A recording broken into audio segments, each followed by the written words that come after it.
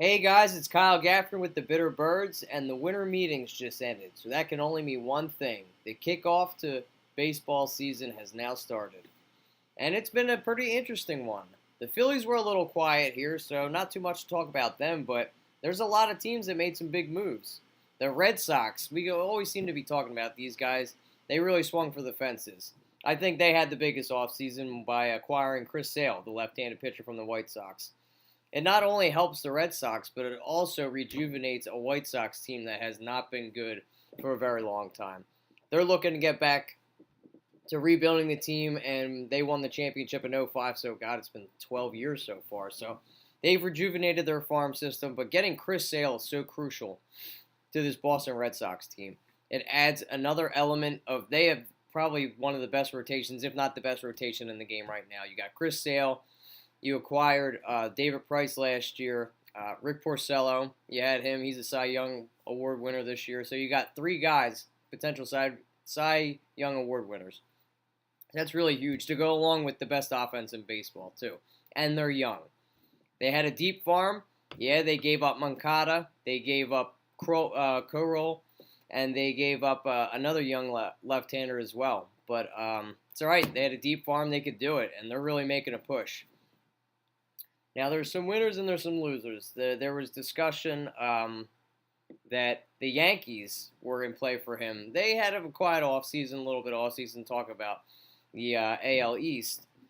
They also got back Aroldis Chapman. Now, if you remember last season, they traded away Aroldis Chapman to rejuvenate their farm system. And it's funny because they got the young players and they initially got their guy back. But I think they're kind of losers in a sense because they paid this guy 5 years, $89 million.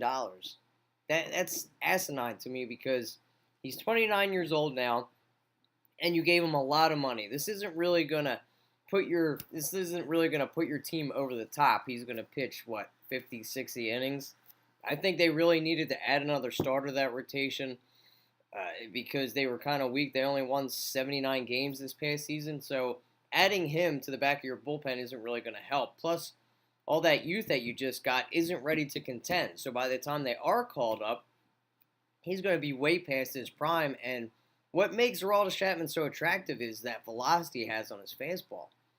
And by the time these young kids get up here and he's still going to be the closer here, he's not going to have that velocity anymore. That's why it's kind of risky taking a guy like this. That's why the Cubs let him go. They weren't going to pay him all that money. Look at all the money these closers are getting nowadays. I mean, it's essential. Another hot name that was out there was Mark Melancon. Now, they were in play for him as well as the Nationals were because they needed bullpen help. But the Giants, out of all teams, were the main team that really needed to get a guy back in the end of the rotation because they blew 30 saves last year. I mean, that's horrendous. When you think of the San Francisco Giants, you think pitching. That's what they've been built on for years and years, and that's how they've won their championships. Well, now they've shored up their back end. They haven't really had a good closer since Brian Wilson. He doesn't even play in the majors anymore. You know, they flirted around with Sergio Romo back there. He really didn't pan out. He had a lot of injuries, especially this season. So they went out, got Mark Melancon for a little bit cheaper price. $64 million. It's not bad. It's not bad. I wouldn't mind getting $64 million, but a lot cheaper than Aroldis Chapman.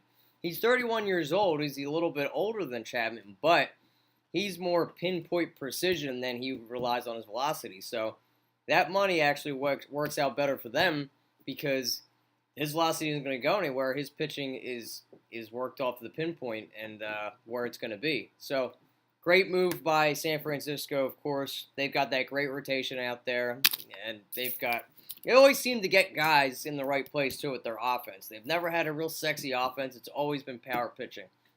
So this really, really helps them out. Look for them to be back in the playoffs this year. The Blue Jays, big loser.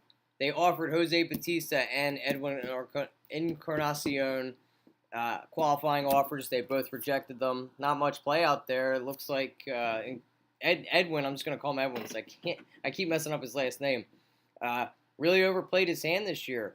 He turned down an $80 million contract from the Blue Jays, thought he was going to get more, and there's no takers out there. Nobody really wants to pay him that kind of money. He's looking for a 3-year deal worth $60 million, and nobody's really willing to pay it. They're kind of patching some teams. There were talks of the Red Sox, him going to the Red Sox. They didn't do that because they gave all that up for sale, so they're going to have to pay him. Oh, the other good thing, let me touch on the Red Sox again, is why this was such a great deal for the Red Sox is because he's under team control for the next 4 years. So, I mean, what a great move. You don't even have to worry about arbitration for him. So you have him locked up. Probably one of the best left-handers in the game for another 4 years. Yeah, Moncada was the future. They've got a really good shortstop there already, though, in Bogarts. So it was worth the move. I mean, I saw this kid play in the minors last year, and he is the real deal. Yohan Moncada is going to be a star in this league for years to come, but he's going to be helping out the White Sox, so it was a great move for the Red Sox. And Dave Dombrowski does it again. I mean, it always seems they get guys in there that really know what they're doing, so hate to say, Boston's going to be on top again, though, so good for them. They, the city of champions out there. But, yeah, Encarnacion, I don't know what's going to be happening now. He overplayed his hand. He really banked on his numbers this year to really help him out, and it didn't. I don't know if he's going to get signed. I mean, there's going to be teams out there, but is he going to have to lower his number? Because I don't think he should lower it that much. I think it's a little too high because this guy is talented. I mean, he's a power hitter. He's a good defensive first baseman. He should stay in the AL. Because he could also be a DH, so he's going to really help the team out there. But where does he go? The Blue Jays have moved on from him already. They signed Guy Pearce already, or Steve Pearce, I'm sorry. So they kind of just patched instead of paying all that money. They're going to look to shore up their bullpen out there and use that money elsewhere. So I'm wondering where Edwin's going to be going. He had another great season. The dude's a power hitter. He's a phenomenal hitter. So we're going to have to see and keep a close eye on where he's going to land. Another team that I think is a loser is the Rockies. Okay, so you signed Ian Desmond. Now, if you remember, Ian Desmond was a shortstop. Had a lot of problems, a lot of errors, wasn't very good. He has a great bat, though, so that really helped him out there. Then he moves on. He was offered a huge contract. He turned it down. It seems like all these baseball players are just greedy. It turned down a huge $95 million contract from the Nationals in 2013. So he banked on his play, had an awful 2015 season. They let him go. Pardon me. And then he doesn't get signed until late in the year. He gets picked up by the Texas Rangers for an $8 million one-year contract. Okay, he banks on his play. He had an okay season. He started off real hot, but then he really, really cooled down to the end of the season. He had 21 homers, 21 stolen bases, and he's converted. He went out to left field instead of shortstop because they've got Andrus out there in Texas. So he had an okay year, but he got his money this year. The Rockies paid him $70 million. Now, what's concerning to me is that you don't really have that great a defense, and you're playing in one of the worst ballparks to play in, especially for pitchers. You want to have great defensemen out there because there's so much ground to cover. It's going to be good for his offensive numbers because he can really belt the ball. He's got quick hands. He's really can really swing through the zone. But out there in left field, I think it's going to be atrocious for this guy. So I'm kind of confused on what the Rockies are doing there. I heard he might be playing a little first base there. There were talks that Edwin was going to go there too. But again, they substituted Ian Desmond for Edwin and saved themselves a little bit of money. Yeah, he's a lot younger than than Edwin is too. But it's like I can't see him playing over at first base just because he had so much struggles in the infield before. Plus, he's got a really good arm, so it would benefit him to be out in the outfield. But they also forfeited their pick this year. And they're not a great team. Like, it's the 11th overall pick. You're still in rebuild mode. So they could have used that money for another starting pitcher. They've got a really good offense out there. They've got a deep outfield. So maybe they make a couple moves to get a starting pitcher in there. I don't know. They weren't really liking what Edwin was going to bring to the table. There was talks. Now the Nationals. Wow. I don't know what is going on with them. I'm happy, though, because they're in the Phillies division. So thank you for screwing this up. They went out, and there was talks they were going to go out and get Andrew McCutchen. I was like, oh, here we go again. They get low. They keep getting all these great players in here. They had Max Scherzer. They signed him to a big contract. They got Jason Worth. They got all these pieces, but they're in win now mode. So they really swung for the fences and traded with Chicago again, who got great prospects from the Nationals, who also have a very deep farm. So they went out and gave out two of their top pitchers in Lopez and Lucas Giolito, and gave up and got Adam Eaton, who's a decent outfielder, but he's not the caliber of Andrew McCutchen. And they were trying to hold Giolito out last year. There were talks that McCutchen was going to go here, and they weren't willing to give him up. And you give him up for Adam Eaton. Like, I know McCutchen had a down year, but there's no comparison. So I'm kind of scratching my head on what they're trying to do, because we all know that Bryce Harper is looking for a huge contract in 2018. They're not willing to pay him. He's looking for forward to over $400 million. So they're in win now mode. They want to keep his team intact and try and push for a championship. So they gave up all their rich prospects. They were very heavy and deep with left-handed power arms, and giving up Giolito and Lopez just for Adam Eaton. I'm just like, what is going on? Like, thank you for doing this, because this GM is an idiot, in my opinion. You gave up way too much to get an average player. Instead, you could have had an all-star MVP and a reigning MVP, too. So I was kind of confused at that. That was a little baffling, but thank you. So that's going to give us a push. The Nats always seem to choke every year anyway. Try to think if there was any other big moves. The Yankees, I touched on them. Nope, that seems to be. Oh, yes, the Cubs, the World Series champions. They had another great move. We all know they have a deep farm, got great pitching. They lost Chapman, so that's big. But what do they go and do? I think they go out and get one of the best closers in the game to date. They went out and got Wade Davis. So you don't want to give up and go out and spend a lot of money, even though we know their payroll is huge. They're very deep in the outfield, infield, so they're willing to give up players. So they traded with the Kansas City Royals, got Wade Davis, and gave up Jorge Soler. So you're not really losing anything. He was the odd man out in Chicago anyway.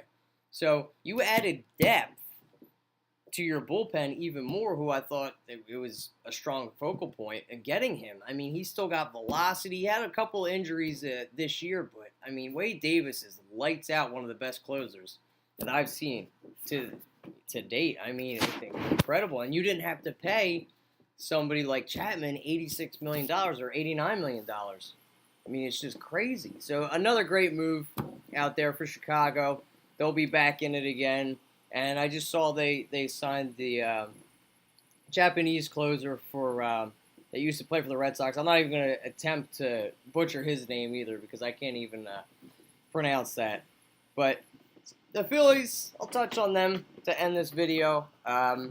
We know we're building for the future. I think we'll be contending in 2018, 2019. Got a great young crop of players down there, outfield. Now, there was talks that we were in trade talks with the Tigers. We were going to trade Cesar Hernandez to the Tigers for JT Martinez. Now, I think the reason they were doing this, it's like, well, if we have a deep outfield, why would we do this? He's a veteran player. That's why we would do this. He's a veteran player that we can add to help these youngsters, because we don't know what's going to happen. We have Nick Williams. We don't know how far along he's come. This just, by trying to make that move, this sounds like he's not ready to make the big step up to the big Jets, which is kind of concerning, because I expected him to be up here in late September, but the way he played at the end of the year was just kind of concerning. So he still has a lot to figure out. And there were talks that we were going to get rid of Abdul. Now, I know a lot of fans were thinking, look what the Chicago White Sox just got for Adam Eaton. Imagine what we get Abdul Herrera. We get a huge haul back. Yes, but in my opinion, I'd rather keep Abdul Herrera, because he's 4 years younger than Eaton is. He's put up better numbers overall. I mean, his stat line, he's a great leadoff hitter. He can hit home runs. He can steal bases. I love Abdul. I don't care how many prospects they're offering to give us. We have a loaded farm system as is. So I'm content with keeping him there. He's one of our building blocks, I think. And you can never have too many outfielders. Just like in basketball, you can never have too many bigs. Another issue that the Sixers have, or another Philly team. But they were also saying if we did trade Hernandez. We could also bring in Abdul to play second base, which is his original position anyway. I'd rather keep him there. We didn't go get J.D. Martinez. I mean, it's not over. I like what the Phillies have done, though, with their bullpen. We've had an atrocious bullpen. I haven't had a good one since 2008. We still, I think, need help at the closer position. They traded for Pat Neshek. They signed Joaquin Benoit to a year deal. So that was fine. Veteran help to add on to what was okay in the beginning of the year, but they kind of went down at the end of the year. They started getting injuries. They started getting lit up. So I'm happy to see Matt Klentak went out and shored up this bullpen, got a couple reliable vets. Pat Neshek's a nice left-hander, a little side armor. Joaquin Benoit's been up and down. He's bounced around over the couple of years. He used to be lights out with Detroit. Been roughed up, worked on his mechanics. He was a big velocity guy, but he's starting to get older, so that's starting to come down. But we can get excited about this season because this is the chance that we might get to see JP come up and, Jorge Alfaro. And we're just starting to see the process with the Phillies come to fruition too. So I'm excited. I like who we have in place. Still kind of concerned about the skipper. I was hoping maybe Bud Black wouldn't get signed and the Phillies would, bring him in here to run this team. But we'll give Pete another chance. See what he's made of. See if he can improve on this year.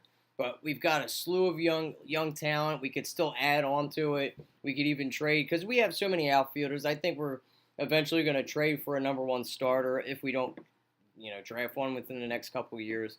But Matt Klentak is the guy for here. I think he's a great GM. Hopefully he can turn into like a Dave Dombrowski. That'd be great.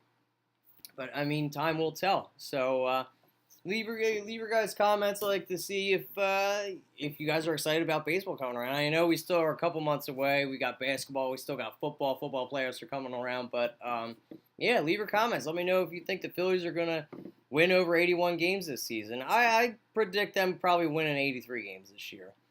Slowly but surely we're going to get there, and we're going to be competing again. And 2018 is a very good class coming out there in free agency.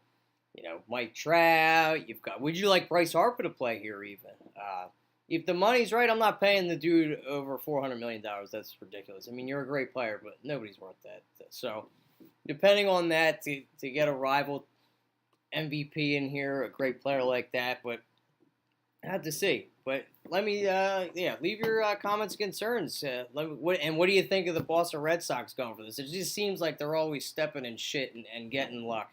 And bringing all these great players in. Not only they have a huge bankroll, but they always seem to pull these crazy trades off. All right. Leave your comments and concerns, guys. Have a good one. Bye.